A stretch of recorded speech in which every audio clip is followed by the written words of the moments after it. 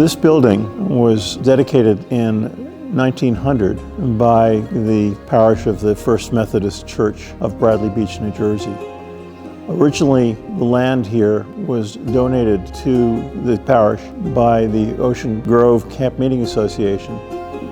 The original building on this site was dedicated in 1886 and was a building moved from Asbury Park by the founder of Bradley Beach, James A. Bradley.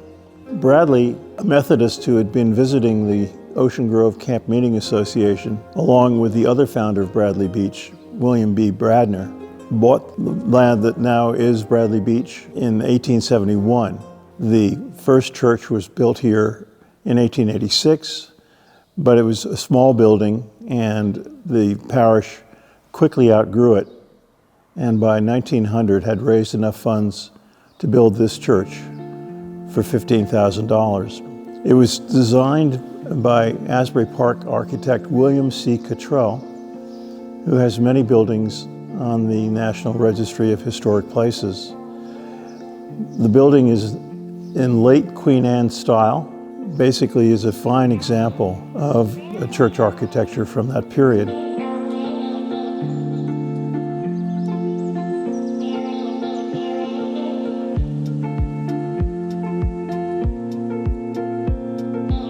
I'm sitting in the sanctuary right now, which has been partially dismantled. The Historic Society has tried to save some of the key stained glass windows. In this room, there is an empty space where the Sour Downs window was. We have had it professionally removed and are storing it until we can display it properly in future exhibitions. The window, 15 feet tall by 11 feet, had a portrait of Sour Downs in it, who was the president of the New Jersey chapter of the Women's Christian Temperance Union.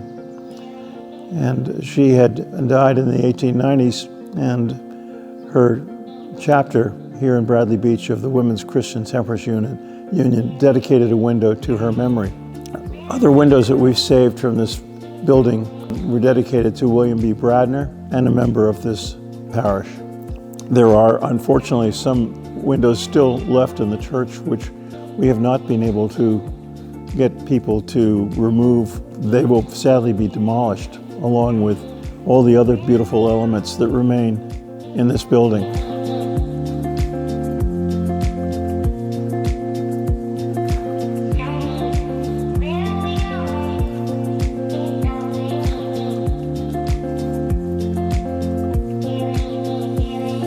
The organ in the sanctuary has been removed.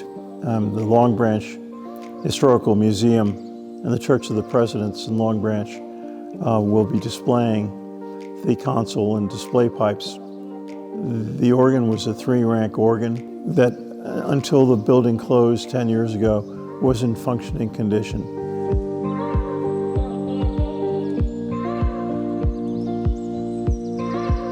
When the church was closed roughly 10 years ago, the church remained empty and uncared for about 5 years before it was purchased by the borough of Bradley Beach. The early plans were to turn this building into a community and cultural center. The sanctuary that I'm in would have made a wonderful theater and auditorium. It has almost perfect acoustics. And we envisioned having musical concerts here, organ recitals, all sorts of musical events and gatherings.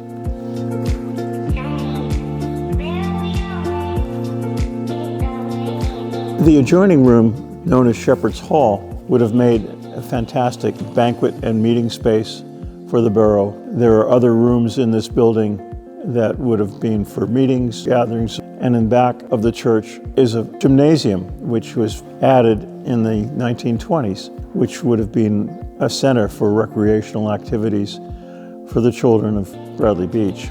Unfortunately, the last 2 administrations in this town decided that they really didn't want to save this building. They felt it would be too expensive. So unfortunately, we're losing this building. It will be demolished. and the land will be sold by the borough in an auction. We have lost an opportunity to have a rich cultural and community center here. This is where they served meals to the poor.